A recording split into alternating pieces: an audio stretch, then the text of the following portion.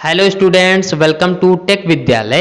इस क्लास में आज हम सीखने वाले हैं characteristics of computer in Hindi. ठीक है, यानी कि कंप्यूटर की क्या विशेषताएं हैं इसके बारे में आज हम सीखने वाले हैं। ठीक है, तो चलिए स्टार्ट करते हैं। तो कंप्यूटर अपनी उच्च संग्रह क्षमता यानी कि हाई स्टोरेज कैपेसिटी, यानी कि कंप्यूटर में बहुत सारी स्टोरेज की मेमोरी बहुत बड़ी होती है। ठीक है, तो ये इसके एक कैरेक्टरिस्टिक हो गई कि कंप्यूटर अपनी उच्च संग्रह क्षमता हाई स्टोरेज कैपेसिटी, गति यानी स्पीड, कंप्यूटर बहुत तेजी से गणना कर सकता है। जैसे कि बहुत बड़ा बड़ा कैलकुलेशन हो गया 2 + 3 + 8 × 5 ना, ऐसे करके आप करोगे तो आपको बहुत समय लगेगा, लेकिन कंप्यूटर में जैसे ही एंटर करोगे या फिर कैलकुलेटर में एंटर करते हो तो तुरंत आंसर आ जाता है ना। तो इसकी स्पीड बहुत तेज होती है ना। और स्वचालन यानी कि ऑटोमेशन, ठीक है, क्योंकि अब ऑटोमेशन भी बहुत यूज होता है ना। हमने कोई फाइल डाउनलोड पे लगा दी, वो डाउनलोड होती रहती है, उसके साथ हम गेम भी खेल लेते हैं ना। तो ऑटोमेशन है ना।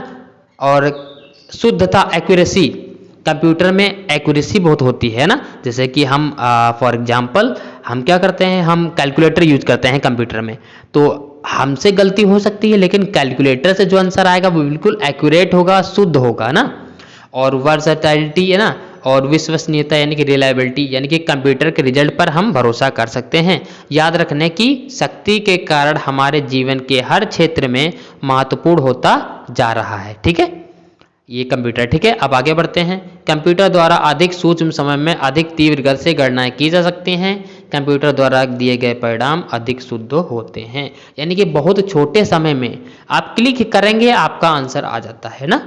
जैसे कि आप 2 + 2 करेंगे, इक्वल पर प्रेस करेंगे तो तुरंत आंसर आ जाता है। तो यानी कि इसकी स्पीड बहुत ज़्यादा तेज है, ये कंटिन्यूसली बहुत लगातार काम कर सकता है ना। अब हम क्या करते हैं, इसके कुछ अवगुण पढ़ लेते हैं ना।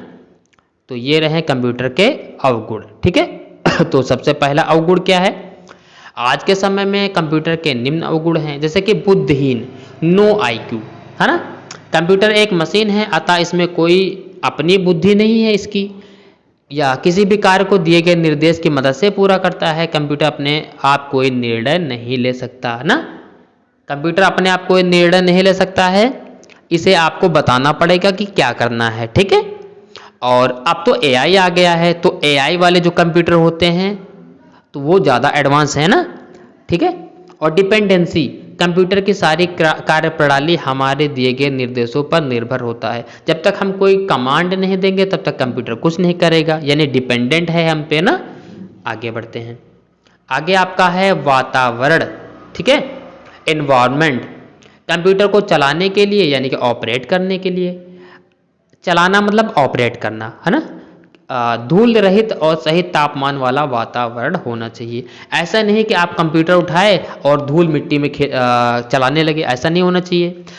ना ही आप धूप में बैठ के चला रहे हैं ना, तो ऐसा नहीं होना चाहिए। कूल टेम्परेचर में आपको कंप्यूटर को रखना चाहिए और चलाना चाहिए, मिट्टी वगैरह धूल वगैरह नहीं होनी चाहिए। ठीक है, और नो फीलिंग यानी कि संवेदनशील, संवेदनहीन मतलब कि इसके अंदर कोई फीलिंग नहीं होती है, इसके अंदर कोई एहसास या भाव महसूस नहीं होता है। जितने समय तक आप चलाना चाहते हैं चला सकते हैं, 2 घंटे 3 घंटे 4 घंटे, है ना।